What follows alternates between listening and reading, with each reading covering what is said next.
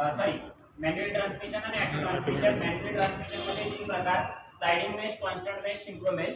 आणि auto transmission मध्ये एपिसायक्लिक, tan gearbox आणि सीव्हीटी कंटिन्युअसली व्हेरिएबल ट्रान्समिशन असे 5 गिअरबॉक्सचे प्रकार आहेत. गिअरबॉक्सचं काम आहे स्पीड व्हेरिएशन आणि पॉवर व्हेरिएशन साठी गिअरबॉक्सचा उपयोग केला जातो. त्याच्यानंतर ती पॉवर येते कुठं, आउटपुट शाफ्ट थ्रू येते प्रोपेलर शाफ्टला. प्रोपेलर शाफ्टचं काम असतं जी गिअरबॉक्स मधून आलेली पॉवर आहे ती डिफरन्शियल पर्यंत नेऊन पोहोचवण्यासाठी कशाचा उपयोग केला जातो, प्रोपेलर शाफ्टचा उपयोग केला जातो. गिअरबॉक्स कडून आलेली पॉवर डिफरन्शियल पर्यंत नेऊन देण्यासाठी प्रोपेलर शाफ्टचा उपयोग केला जातो. मग या प्रोपेलर शाफ्टचे काय आहेत भाग आणि कंपोनेंट्स आणि पार्ट्स आहेत. ओके, तर पहिला आहे फ्लॅंज. काय असतं, फ्लॅंज. ओके, जे कुठं कनेक्ट होणार आहे, काही ठिकाणी फ्लॅंज असेल. आता इथे काय झालेलं आहे, स्लिप योक सारखा आहे बरोबर आहे, तो त्याच्यामध्ये जाऊन बसतो. काही ठिकाणी फ्लॅंज असेल, फ्लॅंजचं काम 2 पार्टला एकत्र जोडण्यासाठी फ्लॅंजचा उपयोग केला जातो. ही पुढच्या साईडला एक फ्लॅंज आहे. त्याच्यानंतर इथे युनिव्हर्सल जॉईंट आहे, इथे युनिव्हर्सल जॉईंट आहे, इथं पण युनिव्हर्सल जॉईंट आहे, तिथं पाठीमागे युनिव्हर्सल जॉईंट आहे. युनिव्हर्सल जॉईंटचं काम काय, अँगल मध्ये पॉवर ट्रान्सफर करण्यासाठी युनिव्हर्सल जॉईंटचा उपयोग केला जातो. प्रोपेलर शाफ्ट हा स्ट्रेट नसतो, पुढे इथं पर्यंत आणि इथं असा खाली बेंड असतो ना, थोडासा बेंड. कशासाठी बेंड का केलेला असतो, ठीक आहे, बेंड का केलेला असतो सांगतो. ते युनिव्हर्सल जॉईंटचं काय काम, अँगल मध्ये पॉवर ट्रान्सफर. आता बेंड झाला तर इथं पॉवर ट्रान्सफर करायलाच पाहिजे ना, मग अँगल मध्ये पॉवर ट्रान्सफर करण्यासाठी या युनिव्हर्सल जॉईंटचा उपयोग केला जातो. तिथं पण युनिव्हर्सल म्हणजे तुमचे जे बॉक्स पॅनल आहे त्याच्यामध्ये पण युनिव्हर्सल जॉईंट होता. ओके, अँगल मध्ये एखादा नट निघत नाही, वरती स्ट्रेट लावता येत नाही, 30 पॅनल लावता येत नाही, कॉम्बिनेशन लावता येत नाही, मग वाकडा करून काढावं लागतो त्या युनिव्हर्सल जॉईंटचा वापरून. म्हणजे अँगल मध्ये पॉवर ट्रान्सफर करण्यासाठी कशाचा उपयोग केला जातो, युनिव्हर्सल जॉईंटचा. इथे पण युनिव्हर्सल जॉईंट आहे का, हे असं आणले आणि परत खाली नेले, मग इथं हे चाक फिरवलं त्याला फिरवते ना खाली, म्हणजे अँगल मध्ये पॉवर ट्रान्सफर करण्यासाठी युनिव्हर्सल जॉईंट तो पुढे जाऊन स्टेरिंग मध्ये पण येणार आहे. इथं काय आहे, युनिव्हर्सल जॉईंट. अँगल मध्ये पॉवर ट्रान्सफर करण्यासाठी कशाचा उपयोग केला जातो, युनिव्हर्सल जॉईंट. त्याच्यानंतर त्याच्यामध्ये इथं क्रॉस पिन आहे. काय आहे, क्रॉस. ख्रिश्चन लोकांचं क्रॉस असतं ना, क्रॉस किंवा प्लस, तशी ती काय आहे, क्रॉस पिन आहे याच्यामध्ये, आणि त्याच्यावरती बेरिंग्स आहेत. काय आहे, बेरिंग आहे, त्यामुळे ते मोमेंट फ्रीली करते. ओके, हे युनिव्हर्सल जॉईंट मध्ये. मग त्याला इकडे परत आउटर सर्क्लिप प्लायर आहे, इनर सर्क्लिप प्लायर आहे, सॉरी इनर सर्क्लिप आहे. त्यांनी काय केले, ते बेरिंग अटकवून ठेवले, त्याला बाहेर येऊ देत नाही, त्याच्यासाठी ते सर्क्लिप आहे. त्याच्यानंतर याला प्रोपेलर शाफ्ट ट्यूब म्हणतात. काय म्हणतात, शाफ्ट ट्यूब. हे मजबूत भरीव आहे. काय आहे, मजबूत आणि भरीव. जी सगळी इंजिन मध्ये पॉवर तयार होती ती एकवटली जाते कुठं, फ्लायव्हील जवळ, बरोबर आहे ना. फ्लायव्हील पासून ती येणार गिअरबॉक्स मध्ये, आणि गिअरबॉक्स मधनं ती कुठे जाणार आहे, तुमच्या या प्रोपेलर शाफ्टला जाणार आहे. मग तो शाफ्ट काय पाहिजे, मजबूत पाहिजे.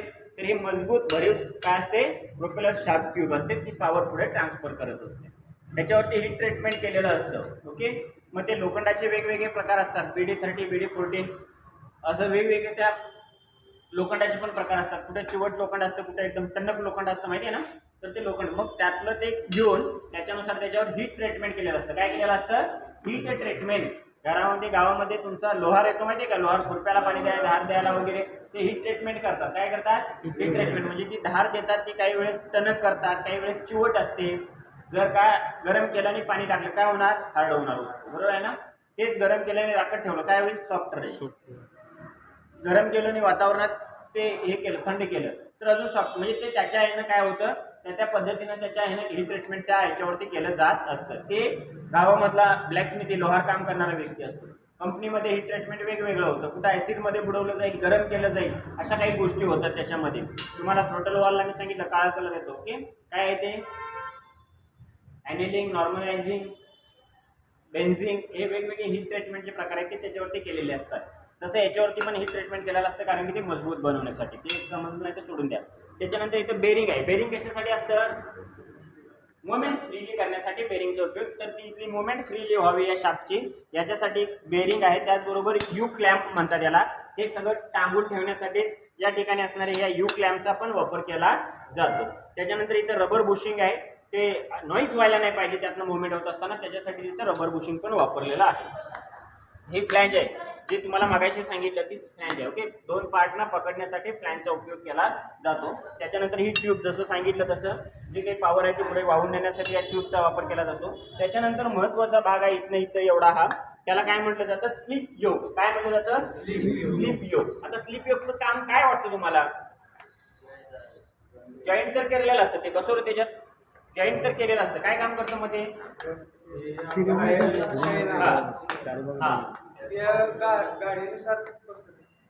पॉवरचं नाही ज्यावेळेस गाडी खड्ड्यात गेली काय होणार आहे खड्ड्यात असं आता हे तिरका आहे खड्ड्यात गेलं तर डिस्टन्स वाढणार ना त्याचं मग डिस्टन्स वाढल्यानंतर तो रॉड काय ताणणार आहे का हा ट्यूब काय ताणणार आहे का हे नाही ताणणार आहे ना मग ज्यावेळेस त्याचा डिस्टन्स वाढत त्यावेळी हे काय होईल इथनं बाहेर येईल मग ते डिस्टन्स मेंटेन होईल की नाही का गाडीची चाकं पुढे ओढून घेणार आहे ते खड्ड्यात गेल्यावर का आतराईच राहणार नाही त्यानंतर ते स्पीड ब्रेकरवर गेले अशी वरती झाली काय होईल डिस्टन्स कमी होणार आहे ना ते मग डिस्टन्स कमी झालं तर हे काय होईल त्याच्यात जाऊन बसेल इथं असं आतमध्ये आणि ते डिस्टन्स कमी म्हणजे डिस्टन्स मेंटेन ठेवण्यासाठी कशाचा उपयोग केला जातो स्लिप योगचा उपयोग केला जातो काय करायचं डिस्टन्स म्हणजे गाडी खड्ड्यात गेली तर ते अंतर वाढलं ना चाकं खाली जातात मग डिस्टन्स वाढले काय होईल ते पाठीमागे येईल वरती आलं की चाकं त्याच्यामध्ये आत ढकलेल त्याला आणि ते डिस्टन्स मेंटेन ठेवण्यासाठी या स्लिप योगचा वापर केला जातो ओके हे तर ताणणार पण नाही आणि जर त्याच्यावर लोड आला तर ते बेंड पण होणार नाही होईल का नाही होणार म्हणजे डिस्टन्स मेंटेन कुठे केलं जातं या प्रोपेलर स्लिप योग मध्ये केलं जातं डिस्टन्स मेंटेन ठेवण्यासाठी कशाचा उपयोग केला जातो स्लिप योग आणि मग त्या फ्लॅंज थ्रू ते कुठे जाईल पॉवर तुमच्या डिफरन्शियल कडे जाईल कुठे जाईल डिफरन्शियल कडे जाईल इथून पुढचा भाग त्याच्यात काय डाऊट आहे प्रोपेलर स्लिप योग आहे सर हा स्लिप योग म्हणजे हे दोन पार्ट दिसतात ना स्लिप योग हा इथं स्लिप योग आहे आणि स्टेरिंग मध्ये इंटरमिडिएट शाफ्ट त्याचं नाव सेम काम केलं जातं ड्रायव्हिंग करायला पुढची चाकं वर आली त्याच्यावरती स्टेरिंग नरड्यापर्यंत येतं का नाही येत ना ते तिथंच राहतं मग त्याच्यामध्ये पण डिस्टन्स मेंटेन करायसाठी तो काळ्या कलरचा दिसतो का तो इंटरमिडिएट शाफ्ट आहे त्याला नाव आहे इंटरमिडिएट शाफ्ट आणि इथं स्लिप योग दोन्हीचं काम सेम डिस्टन्स मेंटेन ठेवते आता नावं वेगवेगळे असतील त्या सिस्टमनुसार त्याची नावं वेगळी पण काम एकच आहे इथे डिस्टन्स मेंटेन ठेवते तिथे डिस्टन्स मेंटेन ठेवते ओके ठीक आहे ओके तर हे झालं स्लिप आता याच्यामध्ये काही डाऊट नाही आहे पॉवर कुठं आहे आता डिफरन्शियल फ्लॅंज पर्यंत आता आलेले आहे ओके बघ ही फ्लॅंज इथं चालू होतं आता ती पॉवर आपल्याला कुठं न्यायची आहे डिफरन्शियल तर डिफरन्शियलची मुख्य कामं पहिलं काय काम असतं जी आलेली पॉवर आहे ती काय करते दोन चाकांना वाटून देणे हे पहिलं काम त्याच्यानंतर जी आलेली पॉवर आहे ती 90 डिग्री मध्ये कन्वर्ट करून चाकांना पोहोचवणे हे दुसरं काम आणि तिसरं काम ज्यावेळेस गाडी आपण टर्न मारतो त्यावेळी एका चाकाचं स्पीड कमी एका चाकाचं स्पीड वाढलं पाहिजे म्हणजे पॉवर लॉस करण्याचं काम त्या डिफरन्शियल मध्येच केलं जातं नाही तर काय होईल काढ मोडतील ना शाफ्ट ना तर टाचा घासत गेल्यासारखं जाईल ते ओढत नाही ते माहिती का होईल ना असं ते कमी जास्त झालं तर ते डिस्टन्स कमी जास्त किंवा त्याचं स्पीड कमी जास्त करायचं कोण काम करतं तर हे डिफरन्शियल करतं त्या डिफरन्शियल मध्ये एक इकडचं जर फिरवला क्लॉकवाईज तर तिकडचं अँटी क्लॉकवाईज फिरतं बघा आणि जर सेंटरला फिरवला तर तिथून एक साईड ठीक आहे तर ते कसं होतं ते इथे क्लिअर करून दाखवेनच मी तुम्हाला ओके तर ते डिफरन्शियल आपल्याला बघायचं आहे पहिलं त्याचे पार्ट्स आणि कॉम्पोनंट्स पहिला आहे कॉन्किंग नट काय आहे कॉन्किंग नट तर कॉन्किंग नटचं काय काम असेल जी फ्लॅंज आहे ओके कुठली डिफरन्शियल फ्लॅंज आहे ती बाहेर निघून नाही यायला पाहिजे तिला लॉक करण्यासाठी याला पकडून धरण्यासाठी या कॉन्किंग नटचा उपयोग केला जातो नेक्स्ट दुसरा आहे फ्लॅंजचं काय काम प्रोपेलर शाफ्ट करण्याची काय आलेली पॉवर आहे ती त्या फ्लॅंज थ्रू पिनियन गिअर पर्यंत पोहोचवण्यासाठी या फ्लॅंजचा उपयोग केला जातो याच्या आतमध्ये काय असतो तुमचा पिनियन गिअर असतो मग त्या पिनियन गिअरला लॉक करण्यासाठी या ठिकाणी काय आहे चेक नट आहे ना तर तो पिनियन गिअर बाहेर येईल त्यातनं मग त्या पिनियन गिअरला लॉक करण्यासाठी काय वापरला जातो चेक नट ओके याला लॉक करून ठेवतो ते बघा त्याच्यात नंतर बसवले तुम्हाला ते समजेल की त्याला ते बाहेर येऊ देत नाही त्याच्यासाठी हा चेक नट असतो आणि ह्या फ्लॅंजला बाहेर जाऊ नये म्हणून कॉन्किंग नट असतो ओके मग ती पॉवर आता येणार कुठं तुमच्या पिनियन गिअरला पिनियन गिअरचं काम काय असेल जी प्रोपेलर शाफ्ट करणं आलेली पॉवर आहे ती क्राऊन व्हील पर्यंत पोहोचवण्याचं काम कुणाचं असतं पिनियन गिअरचं कुणाचं असतं पिनियन गिअर एका ठिकाणीच असणार तो एका ठिकाणीच फिरत असतो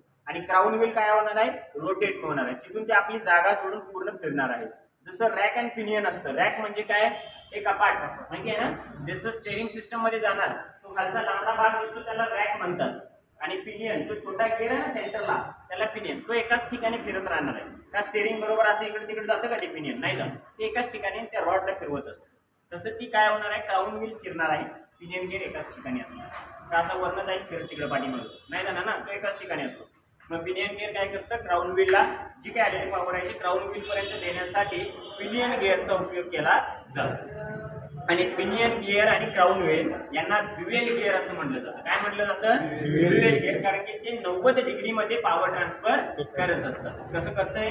तर हे क्राऊन व्हील आहे,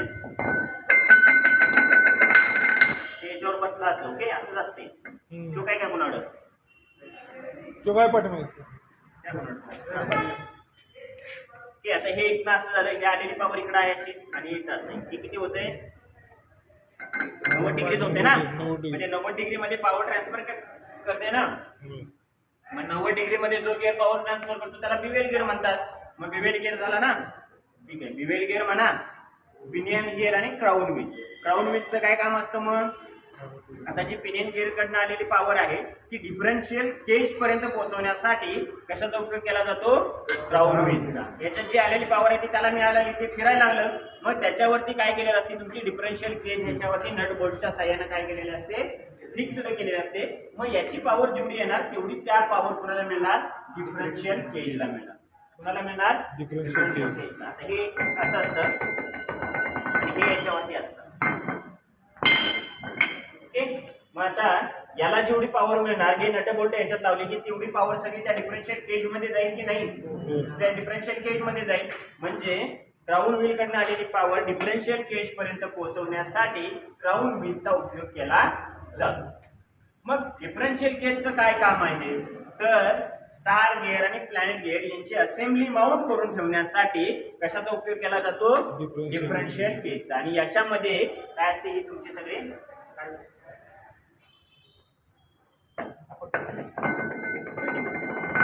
याच्यामध्ये काय असतं? तुमच्या ही जी सगळी असेंब्ली आहे ती माउंट करून ठेवण्यासाठी काय केलं जातं?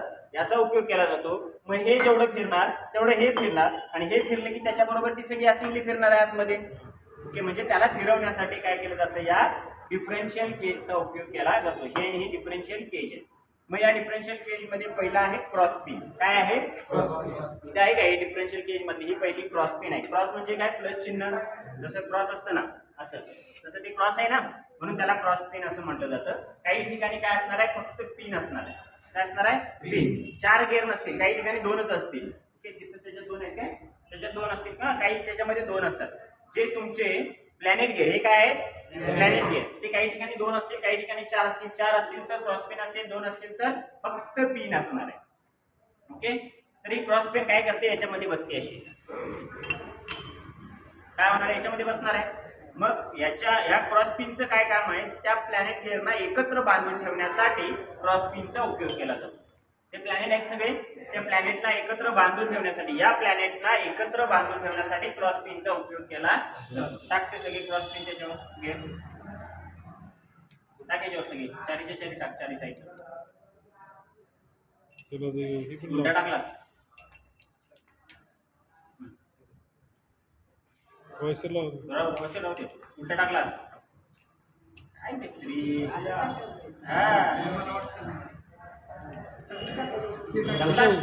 ठेव इथं, लावते, वरचे लावते, ठेव.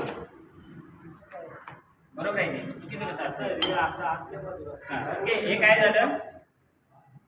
पिनियन गिअरची पॉवर क्राऊन व्हीलला आली, क्राऊन व्हीलची पॉवर डिफरन्शियल केजला आली, डिफरन्शियल केजची पॉवर कुठे गेली? आता या प्लॅनेट गिअरला गेलेली आहे. कुणाला गेलेली आहे? प्लॅनेट गिअरला गेलेले आहे. ओके, मग प्लॅनेट म्हणजे काय? छोटे छोटे ग्रह असतात.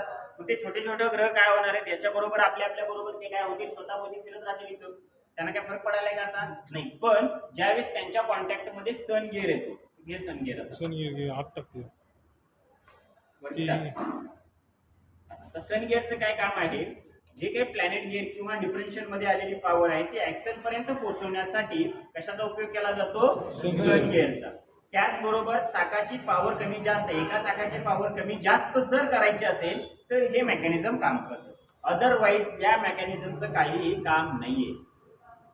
जी आलेली पॉवर आहे ती जाण्यासाठी इथून येणार क्राऊन व्हीलला, क्राऊन व्हील थ्रू ते जाईल डायरेक्ट सन गिअर थ्रू बाहेर. पण ज्यावेळेस गाडी टर्न मारते त्यावेळी हे मेकॅनिझम ऑपरेट होतं आणि मग ते पॉवर काय करतं? लॉस करतं. ज्यावेळेस गाडी टर्न मारतो त्याच वेळी फक्त याचा उपयोग होतो, अदरवाईज त्याचं काही काम नाहीये. ते आता कसं काम करतं ते थोडक्यात बघायचं आता आपल्याला. ओके, आता कसं काम करत असेल? जरा एक पण धरणार काय? पकड, असं सरळ कर, एक जण कोणतरी कर, सरळ कर. ते पट्टी होणार आहे, खाली घे, खाली ठेव, खाली टेक, ठेव, असं सरळ उभा कर, असं सरळ. हा, आता काय कर, त्याला लहान पोरांच्या सारखं गाडीसारखं चालू असं पुढं पाठीमागं. ते ज्यावेळेस गाडी स्ट्रेट चाललेली आहे, काय करणार आहे, गाडी स्ट्रेट चालणार त्यावेळी ह्याचं मेकॅनिझम जे आहे ते त्याच्या बरोबर फिरत राहील. काय होईल, त्याच्या बरोबर फिरत राहील, हे आतमध्ये फिरणार नाहीये.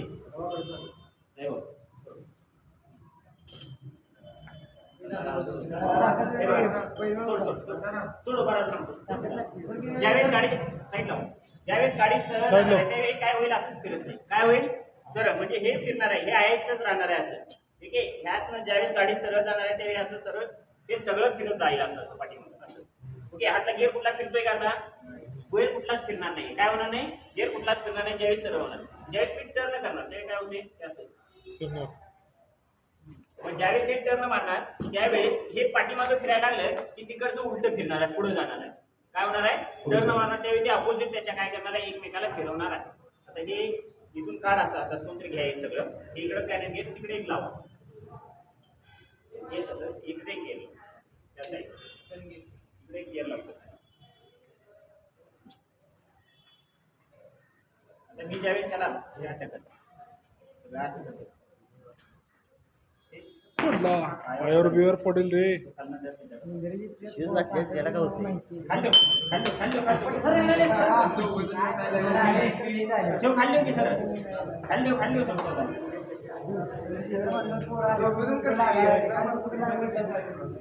खाली देऊन नंतर बघू, नंतर करा. एक धरण तर एक सोडा लागतं.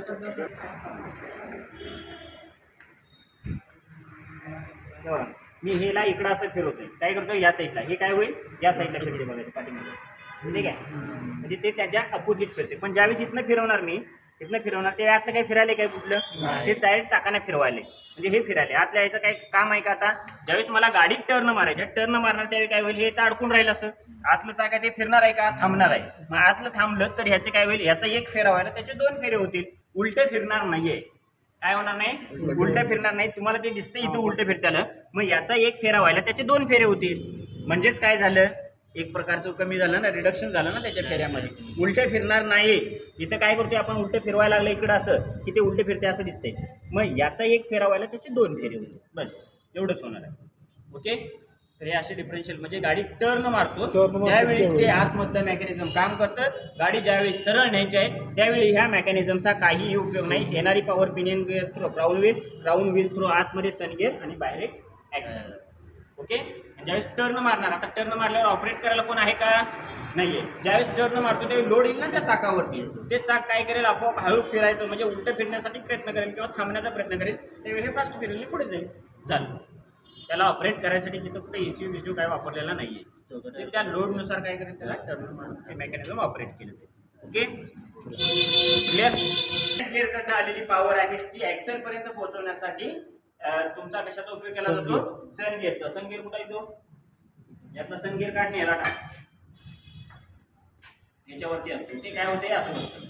म्हणजे आता ती पॉवर कुठे येणार, त्या सन गिअरला आली, सन गिअरची पॉवर कुठे जाणार, या ॲक्सेल थ्रू ती डम पर्यंत पोहोचली जाईल. ओके, त्याच्यानंतर इथं हे काय आहे, थ्रस्ट बेरिंग आहे, काय आहे, सॉरी थ्रस्ट वॉशर आणि बेरिंग जिथे जिथे येणार ते मुवमेंट फ्री करायसाठी वॉशर, गॅप काय करायसाठी गॅप. आता मला इथं पण वॉशर आहे, त्या वॉशर वापरले असतील, जर ज्यावेळेस मुवमेंट होईल, फ्रिक्शन होईल, त्यावेळी गिअर बदलणं सगळं शक्य आहे का. जर का काही वॉशर डॅमेज झाला तर वॉशर चेंज करू शकता ना तुम्ही, तिथला गॅप भरून काढण्यासाठी. कारण की तिथं मुवमेंट होऊन काय, मग गिअर चेंज करणं परवडत नाही.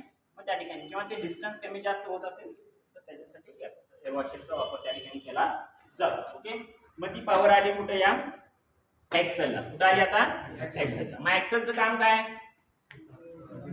डिफरन्शियल कडची जी पॉवर आहे ती चाकांपर्यंत नेऊन पोहोचवण्यासाठी कशाचा वापर केला जातो, ॲक्सेलचा वापर केला जातो. सेम प्रोपेलर शाफ्ट ट्यूब जशा या मजबूत असतात तसाच हा ॲक्सेल सुद्धा मजबूत असतो. ॲक्सेल तुटलाय गाडीचा किंवा पहिल्यांदा इथं काय म्हणतात, त्याच्यामध्ये काय तुटतं, जॉईंट तुटला म्हणतात. जॉईंट तुटला, गाडीचा प्रॉब्लेम काय, तो जॉईंट तुटला. जॉईंट म्हणजे काय, याच्यामध्ये जे नट असतात ते काय होतात, ब्रेक होतात. ब्रेक झाले काय होतं, गाडी काय होते, पलटी होते, सुसाट भंगाट पाठीमागं पुढे, त्याला काहीच राहत नाही, ताळ तंत्र राहत नाही गाडीला. जॉईंट तुटला की गाडी आहे तिथंच रस्त्यात मध्ये बंद पडली तर रस्त्यातच बंद, तिथंच ती थांबणार ना, पुढे जाणार ना पाठीमागे जाणार, तिथेच. मग तुम्हाला जॉईंट काय करावं लागते, नट बोल्ट टाकून तात्पुरता नट टाकून पुढे घ्यावी किंवा पाठीमागे घेऊन मग ती साईडला लावावी लागेल. एकदा तुमचा जॉईंट होत नाही कशामुळे होतात, काही जणांना सडनली काय होते, ॲक्सिस लोड आला, गचका बसला त्याला, तर ते जॉईंट ब्रेक होणार. ओके. त्याच्यानंतर ॲक्सेलमध्ये आता जी पॉवर आली ती काय करायची आपल्याला चाकापर्यंत. हे मजबूत असतं, तलवार, कोयता, कुऱ्हाड बनवण्यासाठी ॲक्सेलचा वापर करतात, माहिती आहे ना. म्हणजे हे काय मजबूत लोखंड असतं, ज्याचा वापर आपण काय करतो, कशासाठी करतो, कोयता कुऱ्हाड चोरून घेऊन करतो, माहिती आहे ना. ॲक्सेल लागली, ॲक्सेल पाटा गाडीचा तुकडा घेऊन घेऊन जातो लगेच कळत. हां तेच ते सगळं. हा ॲक्सेल काय असतो, मजबूत असतो, कारण की जी आलेली पॉवर आहे ती चाकांपर्यंत घेऊन मग सगळा लोड जो असतो तो इथूनच पुढे जात असतो इंजिनकडे, किंवा इंजिनकडनं आलेला चाकांपर्यंत याच्यावरच येत असतो, म्हणून हे मजबूत बनवलेलं आहे. त्याला आपण परत हीट ट्रीटमेंट केलेलं असतं. मग या ॲक्सेलचे वेगवेगळे प्रकार आहेत, सेमी फ्लोटिंग, फुल्ली फ्लोटिंग आणि डेड ॲक्सेल. असं काय आहे, ॲक्सेलचे वेगवेगळे प्रकार आहेत. ॲक्सेल आपल्याला शिकायचं आहे, बूट जॉईंट काय असतं, बॉल जॉईंट काय असतो, सीव्ही ग्रूव वगैरे वगैरे, ते आता पण आता होणार नाही एवढ्या याच्यात, कारण की हे सगळं उद्या परीक्षेला असणार आहे, म्हणून मला संपवायचं तिथंपर्यंत. ओके. मग या ॲक्सेलचे फक्त 3 प्रकार असतात, एक सेमी फ्लोटिंग, फुल्ली फ्लोटिंग आणि डेड ॲक्सेल. आता सेमी फ्लोटिंग म्हणजे काय, जो नट बोल्टच्या साह्यानं काय केलेला असतो, नट बोल्टच्या साह्याने ड्रमच्या कॉन्टॅक्टमध्ये आणलेला असतो. कशाच्या, ड्रमच्या. नट बोल्ट होते आणि त्या ड्रमला बांधून ठेवलं होतं, म्हणजे जी येणारी पॉवर आहे ते नट बोल्ट थ्रू काय होती, ती ड्रमपर्यंत पोहोचत होती, म्हणून याला सेमी फ्लोटिंग असं म्हटलं जातं. मग जर लाईट कमर्शियल व्हेकल असतील तर त्याच्यामध्ये काय होतं, सेमी फ्लोटिंग ॲक्सेल वापरला जातो. Fully floating 10 ton 20 ton 50 ton माल वाहून नेणाऱ्या गाडी, तर त्याच्यामध्ये काय असतो, फुल्ली फ्लोटिंग ॲक्सेल वापरला जातो. त्याला टीथ असतात, काय असतात, टीथ असतात. मग ते सेम ड्रमला पण असतील, मग त्या टीथमुळं काय केला जाईल, तो पॉवर कुठं पोहोचवली जाईल, त्या ड्रमपर्यंत पोहोचवली. तर जर हे तुटलं तर काय होणार आहे, थांबणार आहे. तर तसं नटबोल्ट नसते, याला नावं लावलेले असतात. हे पॉवर कशावरून ट्रान्सफर करेल, या गिअरमुळे किंवा या टीथमुळे पॉवर ट्रान्सफर करेल. मग हेवी गाड्यांच्या मध्ये काय असतो, तुमचा फुल्ली फ्लोटिंग ॲक्सेल वापरलेला असतो. आणि डेड ॲक्सेल, त्याच्यानंतर डेड ॲक्सेल. डेड ॲक्सेलचा वापर कुठे केला जातो, फ्रंट व्हील ड्राईव्ह असेल किंवा ज्या ठिकाणी इंडिपेंडंट सस्पेन्शन. इंडिपेंडंट म्हणजे काय, एकाचा दुसऱ्याला काही फरक पडत नाही. सपोज कार आहे, कारचं हे एक चाक आहे, हे एक चाक आहे, हे खड्ड्यात गेले की त्याला काही फरक पडत नसतो. ते कारचं चाक एक खड्ड्यात गेले, गाडी अशी वाकडे होते का, नाही. पण ते जर ट्रॅक्टर असेल तर काय होतं, एक चाक खड्ड्यात गेले की दुसरं कुठे गेले बघायला, तिकडे इकडे येतं पट्टीकडे, येते ना, कुठे गेले बघूया म्हणून पट्टी मारते ट्रॅक्टर. तशी कार पट्टी मारते का, नाही. ते खड्ड्यात गेलं तर परत आहे त्याचं ते बघते ते परत येते. त्या ठिकाणी म्हणजे सेंटर पासून इकडचा भाग वेगळा, सेंटर पासून तिकडचा भाग वेगळा. मग इथे हे जे बॉल जॉईंट वापरले ते काय होतात, ते त्या चाकाचे मुवमेंट तिथे करतात. ह्याच्यात तसं होऊ शकतं का, नाही. मग ज्या ठिकाणी इंडिपेंडंट सस्पेन्शन असतं त्या ठिकाणी तुम्हाला काय बघायला मिळेल, डेड ॲक्सेल बघायला मिळेल. एसयू मध्ये असते का, एसयू मध्ये सगळ्या कारमध्ये हेच आहे. डेड ॲक्सेल जिथं जिथं तुम्हाला डिपेंडंट सस्पेन्शन आलं तिथं तिथं हे असणार आहे. ज्या ज्या गाड्यांच्या मध्ये रिअलला डिफरन्शियल असतं, पाठीमागच्या साईडला डिफरन्शियल असतं, त्या ठिकाणी फक्त सेमी फ्लोटिंग आणि फुल्ली फ्लोटिंग येणार. डिफरन्शियल आलं की तिथं सेमी फ्लोटिंग आणि फुल्ली फ्लोटिंगच ॲक्सेल असणार. आणि जिथे जिथे तुम्हाला तो गिअरबॉक्स तुम्ही खोलला, फ्रंट व्हील ड्राईव्ह किंवा रिअर व्हील ड्राईव्ह जरी असलं, पाठीमागच्या चाकांना जर पाठीमागं गिअरबॉक्स असला तर त्यामध्ये पण काय असणार आहे, तुम्हाला डेड ॲक्सेलच बघायला मिळणार. म्हणजे ज्या गाड्यांच्या मध्ये डिपेंडंट सस्पेन्शन असतं तिथं तुम्हाला कुठला ॲक्सेल बघायला मिळेल, डेड ॲक्सेल बघायला. हे सगळं शिकायचं आहे, खोलायचं आहे, पण आता काय होणार नाही. ते आता इथे थांबवतो, नाही होणार आता, म्हणजे आज होणार नाही. हे खोलायचं आहे, जोडायचं आहे सगळं याच्यामधलं, सीव्ही जॉईंट, बूट जॉईंट, रबर, सगळं त्याचे काय असतात हे सगळं खोलून बघायचं आपल्याला कसं असतं, त्याचं काम करावं लागतं आपल्याला. तिथे असते त्याच्यामध्ये. तर हे ॲक्सेल कुठं आलो, गिअरबॉक्सची पॉवर घेऊन आलो आपण प्रोपेलर शाफ्टला, प्रोपेलर शाफ्टची पॉवर आली डिफरन्शियलला, डिफरन्शियलची पॉवर आली आता ॲक्सेलला. कुठं आले, axle. Semi floating, fully floating, dead axle, ॲक्सेलपर्यंत. चला ॲक्सेल नंतर मग ती पॉवर जाते कुठं, ड्रम. ड्रम घ्यायचं तिथे घ्या, या इकडं असं मोठा बोल सर्कल चला, केसच उभा राहणार याच्यात. उद्या एक्झाम आहे, अजिबात नाही. हे सोडले ना 2 तास सोडला नाही सांगितलं, रबर लाव थांबायचं आता. ओके. कुठे आहे ती पॉवर, कुठे येते मग, ड्रमला येते. मग ड्रमचं काय काम असतं, की तुमची जी काही ब्रेकची असेंबली असेल काही असेल ती माउंट करून ठेवण्यासाठी ड्रमचा उपयोग केला जातो. मग ड्रमची पॉवर जी आहे ती जाते कुठे, तुमच्या व्हीलला. कुठे जाते, व्हीलला. मग गाडीमध्ये जे व्हील असतं त्या व्हीलचे 2 प्रकार असतात. इथे दिसतात का, 1-2 व्हील आहेत. एक असतं स्टील व्हील आणि दुसरं असतं अलॉय व्हील. स्टील व्हील हे धातूच्या मजबूत पट्टीपासून किंवा लोखंडापासून बनवलेलं असतं, त्याला स्टील व्हील असं म्हटलं जातं.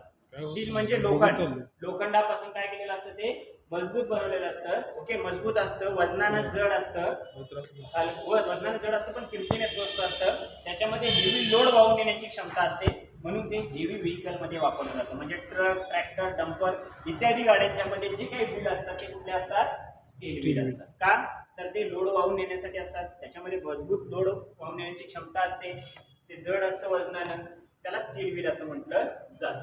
ते स्टीलच्या धातूपासून किंवा पट्टीपासून बनवलेलं असतं, त्याला स्टील व्हील असं म्हटलं जातं. त्याच्यानंतर दुसरे व्हील अलॉय व्हील. काय आहे? Alloy wheel. ॲल्युमिनियम आणि मॅग्नेशियम या दोन धातूंच्या पासून काय केलं जातं? अलॉय व्हील बनवलं जातं. हे वजनानं हलकं असतं, दिसायला अट्रॅक्टिव्ह असतं, ओके, पण त्याच्यामध्ये हेवी लोड वाहून नेण्याची क्षमता नाहीये. ते वजनानं हलका असल्यामुळे लाईट मोटर व्हेकल मध्ये त्याचा वापर केला जातो. हलक्या वाहनांच्या मध्ये कशाचा वापर केला जातो? Alloy wheel. ते दिसायला अट्रॅक्टिव्ह असतं. मग डायमंड कट व्हील असेल, वेगवेगळ्या पद्धतीचे त्याच्यामध्ये तुम्ही बनवून घेऊ शकता, तर ते अलॉय व्हील असतं. ॲल्युमिनियम आणि मॅग्नेशियम या दोन धातूंच्या पासून बनतं. हे वजनानं हलकं असतं पण किमतीने महाग असतं. काय असते?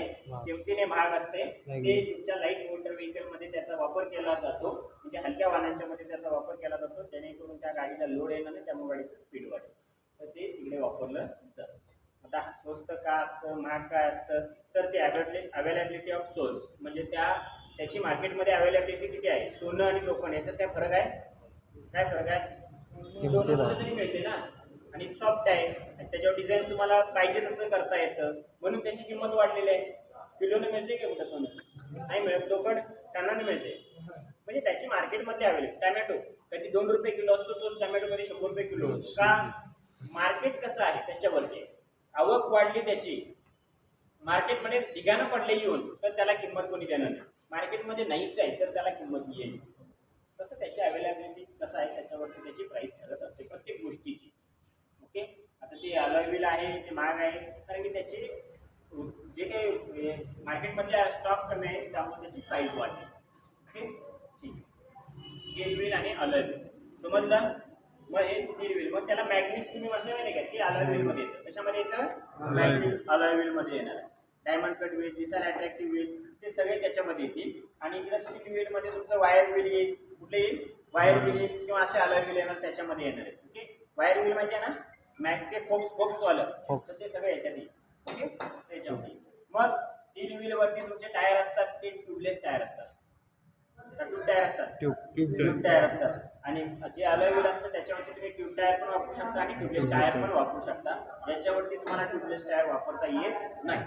ठीक आहे, तर इकडे बघा, व्हील झाले. आता व्हील नंतर टायर. काय असतात? टायर. एक संपीडित रबरापासून गोलाकार भाग बनवला जातो, त्याला टायर असं म्हटलं जातं. संपीडित रबरापासून म्हणजे काय? रबर, इन्सुलेशन टायर असेल, हे सगळे जो गोलाकार भाग जातो, त्यामध्ये वापरून आपण काय करतो, मग त्याच्या वेगवेगळ्या कंपन्या आहेत मार्केटमध्ये. ठीक आहे, तर टायर संपीडित रबरापासून एक गोलाकार भाग बनवला जातो, त्याला टायर म्हणतात. मग या टायरचे 3 प्रकार पडतात. हां, त्याच्यावरती ट्यूबलेस टायर वापरता येतो. कशावरती? म्हणजे आता ट्यूबलेस नाही, काय होतं ते लिकेज राहतं. ते आता ट्यूबलेसच आहे. लिकेज राहतं त्याच्यामध्ये जर तसं वापरलं तर. आता सपोज ती वायर व्हील आहे, वायर व्हील मग कसं होईल, त्या हवा जायला निघून असं होतं. टू व्हीलर व्हीलरच येते. तेच, पण त्याच्यामधलं काय राहतं याच्यामधलं, त्यामुळं पण प्रॉपर परफेक्ट पाहिजे तर तुम्हाला अलॉय व्हीलच पाहिजे. मग आता हेवी गाड्यांच्या मध्ये ट्यूबलेस टायर आहे का अजून? नाही. का? हेवी लोड वाहून न्यायचा आहे तर त्याच्यामध्ये तुम्हाला मॅन्युअल वापरता येत नाही. स्टील व्हीलच आहे, मग स्टील व्हीलवरती असं सुटत येणार ते नाहीच नाही, येईल पुढे त्याच्यावरती जुगाड काहीतरी होती नाही, येईलच ते. लई दिवस लागायचे नाहीत त्याला. ठीक आहे, ट्यूब टायर आणि ट्यूबलेस टायर. ते टायर म्हणजे काय, संपीडित एक रबरापासून गोलाकार भाग बनवला जातो, त्याला टायर असं म्हटलं जातं. मग या टायरचे 3 प्रकार पडतात, ट्यूब टायर, ट्यूबलेस टायर आणि सॉलिड टायर. जो लहान मुलांच्या खेळण्यामध्ये सायकल वापरला जातो त्याला काय म्हटलं जातं? Solid tyre. काय म्हटलं जातं? Solid tyre.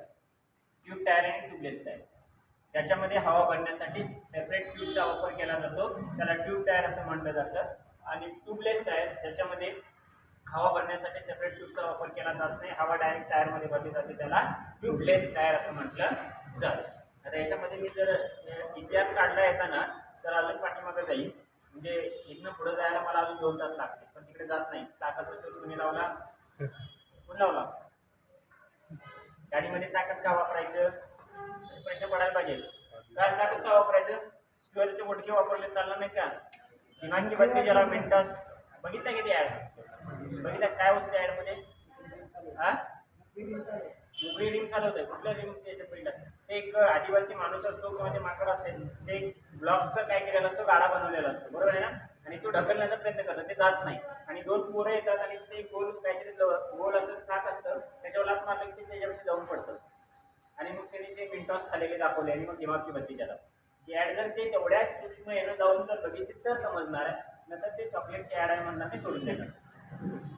सेंटर फ्रेश हा दिमागी जे काय असेल ते ॲड होते. पहिले एक गाडव होतं, अर्धवट लाकूड होतं आणि ते त्याला चापकाचा फटकं मारायचं, ते आरडायचं, ती ॲड होती.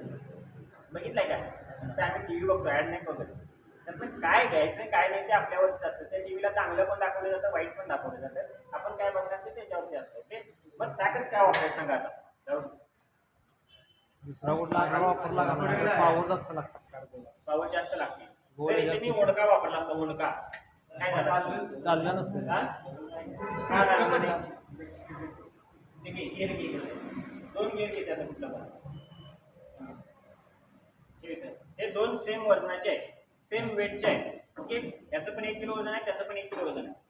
हे असं घेऊन याला असं घेऊन ठीक आहे. त्याला मला ढकललं की इथं त्याला पण सेम लागतील ढकल, तेवढं पुढे गेले ते सेम टाकत आहे दोन्हींना. जर ओळखा वापरला तर काय होईल आणि मग ते चाक वापरलं तर काय होईल? हे जाते ना पुढं, पावर का पण पावर कमी जाणार सेम टाकतीने ढकलले. अहो ओंडकं कसं माहिती आहे का सर? ओंडकं आता गोल ओंडकं घेतलं तरी त्याला पावर कसं जाणार, कारण ती हे वेट आहे त्याला. गोल गोल मारत जाणार, हा गोल गोल ढकलत जाणार. नाही वेट आहे, ओंडक्याला वेट आलं ना. वेट दोन्हीचं 1 किलो, हे पण 1 किलोच आहे. दोन्हींचं वेट सेम आहे. आता सपोज हा टायर आणि हा ह्याला उभा कर, हा टायर आणि तो टायर, मी याला ढकलला एवढाच गेला आणि याला तेवढ्याच ताकदीने मारलं तर तुझ्या पायात येईल ना. दोन्हीचं वेट सेम आहे, दोन्ही टायर सेम आहे, डिझाईन सेम आहे, आकार सेम आहे. नाही त्याला हे केलं, का? तेच मला पाहिजे.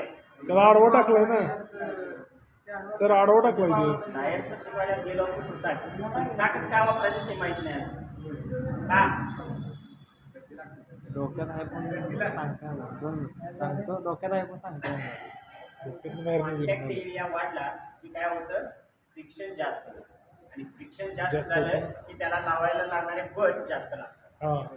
या पृथ्वीच्या पृष्ठभागामध्ये गुरुत्वाकर्षण बल आहे, याचा कॉन्टॅक्ट केवढा आलाय जमिनीशी, जेवढा त्याचा सरफेस आहे तेवढा आलाय. आणि याचा कॉन्टॅक्ट किती आहे? फक्त हायर एक दोरी, या दोरी फक्त त्याला कॉन्टॅक्ट आलाय. मग त्या दोरीला ओढून किती ओढणार आहे?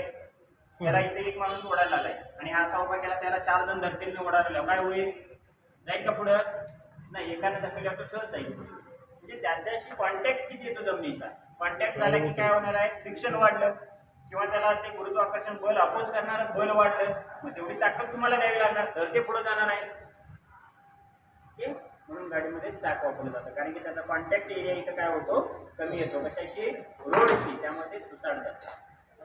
ओके, कॉन्टॅक्ट एरिया महत्वाचा आहे. बैलगाडीला चाक वापरलं जात होतं, चाकाचा शोध कधी लागलाय बघा. मग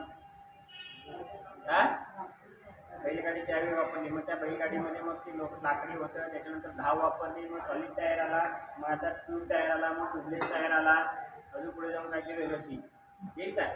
एक काय सांगता? अजून एक यायला लागलंय सर, म्हणजे मी बघितलं मोबाईलवर, गाडी ते टायराला हवाच नाही, असा एक टायर आलाय म्हणजे यायला लागलाय. म्हणजे परत सॉलिड टायरकडे, सॉलिड टायर म्हणजे म्हणजे त्याच्यात हवा, म्हणजे ते काहीतरी सिस्टम असेल, सिस्टम आहे, सेल्फ परत असेल काहीतरी, असं लेअर केलेलं एवढं लेअर आहे त्याला.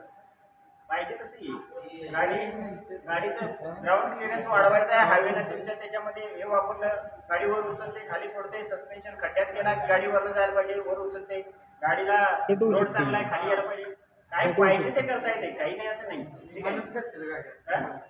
विमान पण झाले, गाडी हवेतून जायला लागली की जायला का तो बघितलं नाही हो, गाडी आहे. ट्रायल केली त्याची, ट्रायल नाही सर, गाडी ती गाडी आहे का? लॉन्च बी झाली आहे. गाडी खरेदी Trial केली झाली आहे. ते मला आठवतंय की त्याच्यानंतर हायड्रोजनवर चालणारी नाही पुढे अहो सर, रॉकेट कार बी आहे. रॉकेट 1600 किलोमीटर प्रति आवरची स्पीड आहे. ठीक आहे बरं चला जाऊ दे ते बरंचसं काही इतिहास आहे तिकडे जायला नको. पाण्यावर चालणारी गाडी. आपल्याला टायरचे प्रकार 3 ट्यूब टायर, ट्यूबलेस टायर आणि सॉलिड टायर.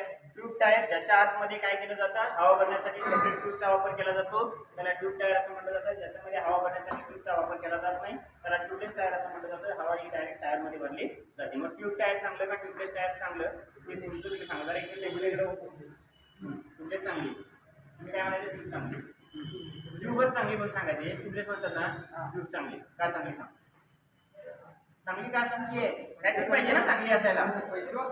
का पैसे वाचतात, इंधन पिंधन नसली तर टायरची किंमत जास्त आहे, याची टायरची किंमत कमी आहे.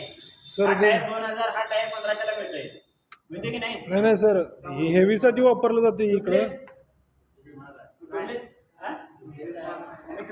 परत त्याला 2-250 खर्च आहे.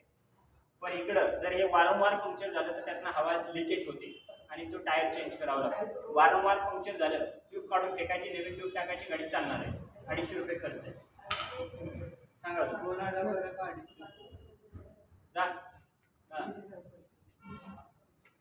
सांगितलं झाले सांगा की फायदा तोटा काय नाही झालं. पंक्चर काढणं, ट्यूबलेसचं पंक्चर काढणं सोपं, ट्यूबलेसचं जरा अवघड पडतं. टायर पूर्ण खोलावं लागते. ट्यूबलेसचं पंक्चर काढणं पंक्चरचे सोपं. मागाशी झाले की अजून किमतीने काय आहे, हे महाग आहे, हे स्वस्त आहे. जर का माझं बजेटच नसेल तेवढं तर मला काय करावं लागेल, ट्यूबलेस टायर. किंवा जर मी ट्यूब टायर घेतली तर तिथं काय होणार आहे, बजेट वाढणार आहे, कारण की त्याला मॅगविल पण येणार आहे, त्या गाडीची प्राईस पण वाढणार आहे की नाही. इकडे स्टील व्हीलला प्राईस किती असणार आहे, लेस प्राईस असणार. ठीक आहे चला, हे काय होतं टायर, ट्यूब टायर आणि ट्यूबलेस टायर कुठली घ्यायची, तुमच्या कम्फर्ट कसं आहे त्याच्यावरतीच ते डिपेंड असतं. बजेट नसेल तर ट्यूब टायरकडे जावं लागेल, बजेट असेल तर ट्यूबलेसकडे जावा. तुम्हाला वेळेला महत्त्व असेल तर ट्यूबलेस टायर वापरा, जेणेकरून तुम्हाला गाडी ढकलावं लागणार नाही, एफर्ट्स द्यावे लागणार नाही, सेम काय? करावं लागेल. टायरचे हा ते झालं टायर. ओके, त्याच्यानंतर आता टायरमध्ये होणारी झीज काय आहे. टायरमध्ये होणारी झीज एक 5 प्रकारची झीज असते टायरमध्ये, काय माहिती आहे. हा, पहिली आहे वेअर ऑन द सेंटर. कुठला इथं wear on the wear on the one of the edge. काय wear on the one of the edge. One of the edge म्हणजे काय, टायर जर असं उचलला उभा करून ठेवला गेला, लावून ठेवला. हा, wear on the one of the age.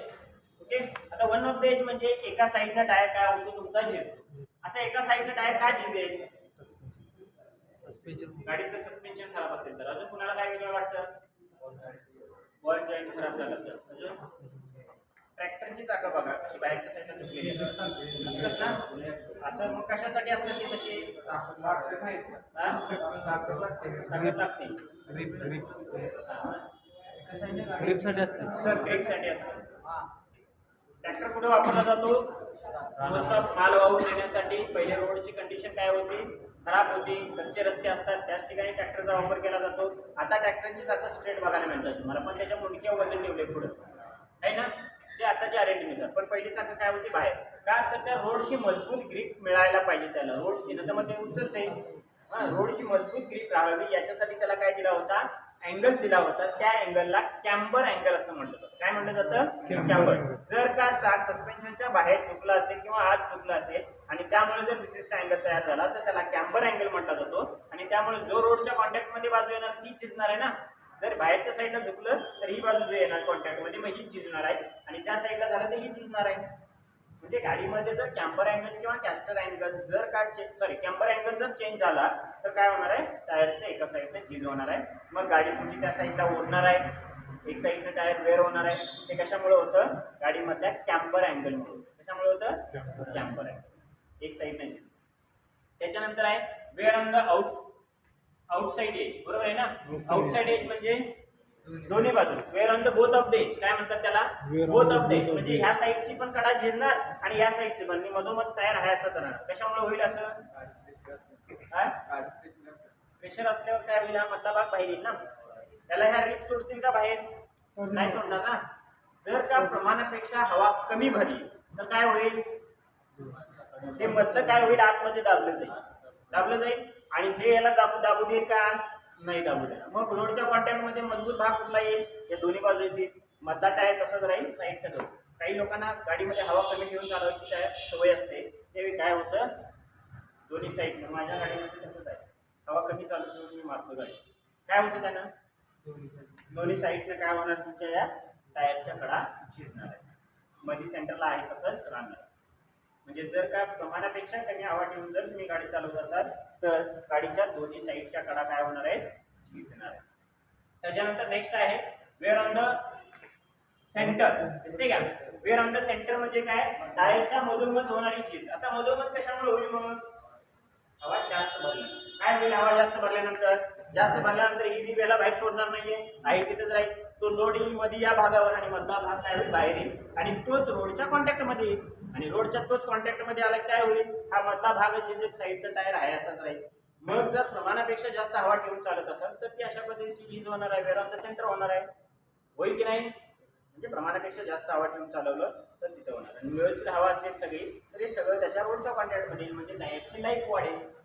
आता काय होणार आहे, ते प्रॉब्लेम होऊन लवकर खराब होणार. त्याच्यानंतर तुम्ही उसाचा ट्रक बघताय तर ही चौकी निघून गेलेली असतात, ओके, म्हणजेच काय, एखादा तुम्ही टायर एखाद्या ठिकाणी लावून ठेवला, काय होतं, चौकी जातात ना, उन्हात गाडी राहिली